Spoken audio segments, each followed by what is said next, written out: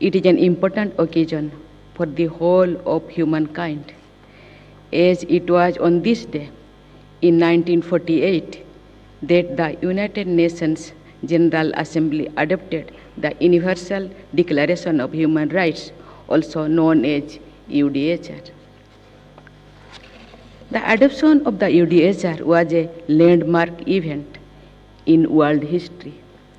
Today, there is a high degree of awareness about the concept of human rights. The principle of equality underpinning it has been widely accepted. But nearly 75 years ago, the world was a bit different. The large number of human beings were treated as less than equal.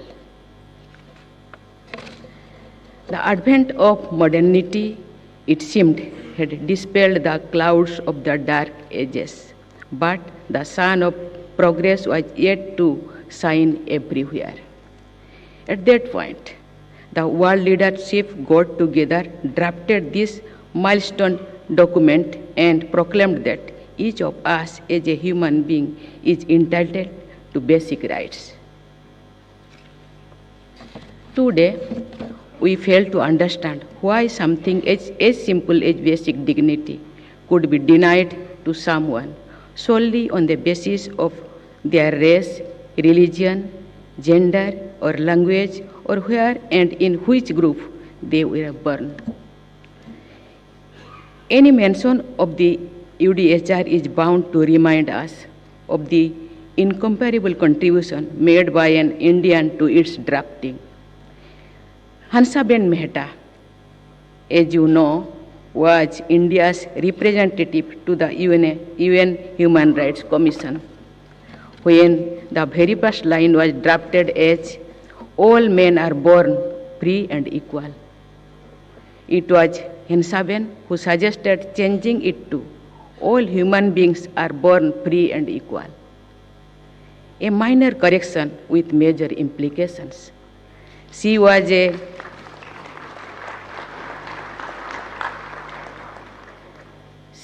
disciple of Gandhiji and widely participated in the freedom struggle, which I think explains her refined sensibility.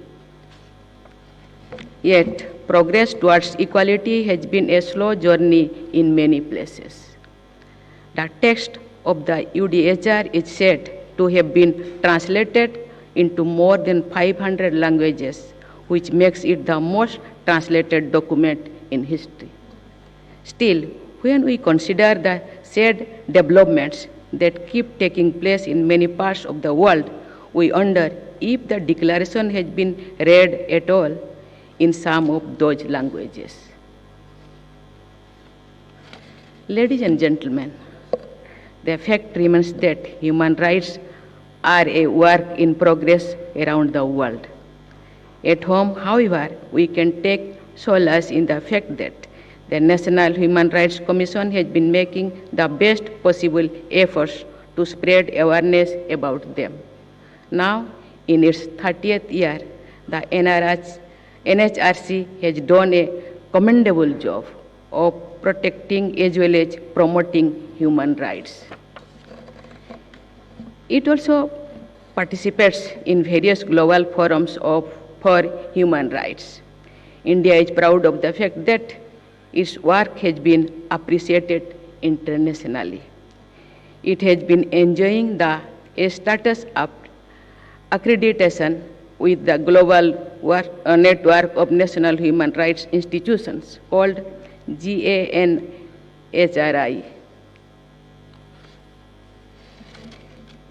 It is highly notable that the NHRC has been proactive in making up redressal in a range of issues, from child labor and bonded labor to health and mental health, disability and elderly persons, women, children, LGBTs, and more.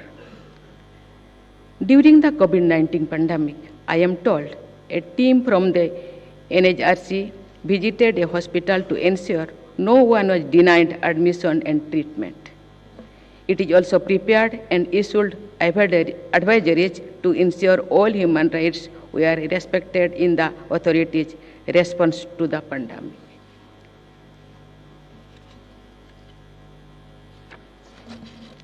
In addition, the Commission also promotes research on these and other matters.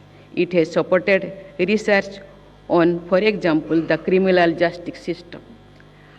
I had an opportunity last month to share my views on the plight of under-trial prisoners. In that case, and also in many other cases, I believe our intentions are always noble, yet they need to be followed up vigorously to give positive results. That is why developing sensitivity and sympathy is the key to promoting human rights. It is essentially an exercise of the faculty of imagination. If we can imagine ourselves in the place of those who are treated as less than human, it will open our eyes and compel us to do the needful. You might have heard of the so-called golden rule, which says, treat others as you would like them to treat you. That sums up the human rights discourse beautifully. Ladies and gentlemen, today is the beginning of the worldwide year-long celebration of the 75 years of the UDHR.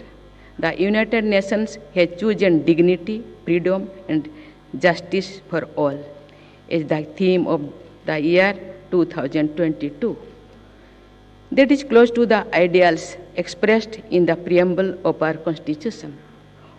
What do we mean by justice? The preamble explains it is justice, social, economic, and political. I have said before that we would strive to expand the notion of justice. Over the past few years, the world has suffered from a high number of natural disasters caused by unusual weather patterns. Climate change is knocking on the doors.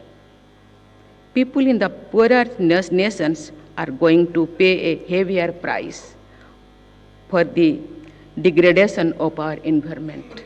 We must consider the environmental dimension of justice now. The challenge of climate change is so enormous that it forces us to redefine rights. 5 years ago, as you know, the High Court of Uttarakhand had held that the Ganga and Jamuna River have the same legal rights as human beings. But why stop at only 2 rivers? India is a land of sacred geography with countless holy lakes, rivers, and mountains. To this landscape, the flora and fauna add rich biodiversity. In old times, our sages and seers saw them all as part of a universal whole along with us.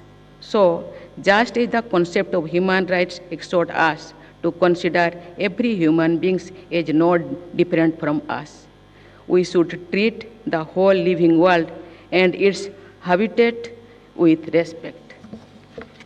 I wonder, what would the animals and trees around us tell us if they could speak? What would our rivers say about humans' history, and what would our cattle say on the topic of human rights?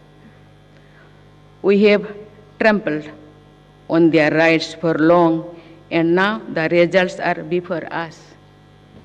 We must relearn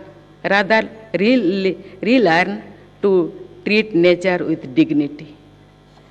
This is not only a moral duty.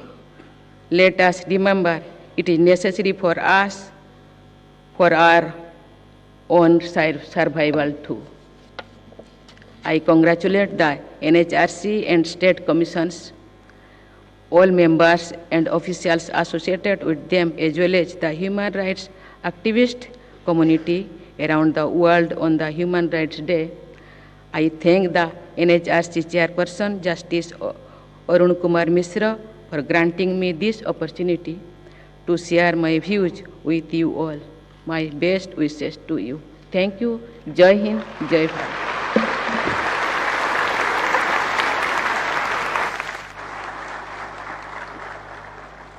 Ladies and gentlemen, please rise for the national anthem.